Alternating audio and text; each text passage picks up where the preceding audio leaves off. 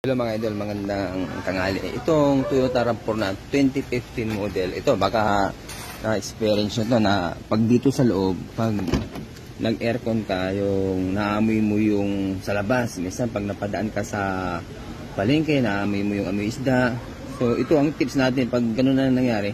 Ito ang ginagawa na lang natin para hindi mo na maamoy yung sa labas. So ito, tinanggal namin yan sa wiper, yung wiper cowl niya, sa harap. Tapos ito, yan ang kadalasan na kaya naamoy yung sa labas. So tinakpan na natin to.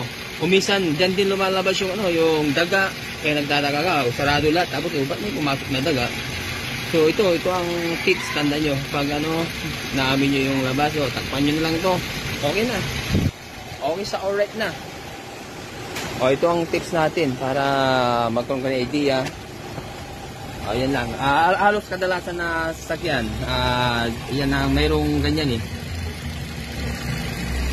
So, tatakpan mo lang yan. Hindi mo na maamoy yung sa labas na pag may madadaanan ka. Okay? Yes. Okay. Sa alright na to. Okay. So, yes.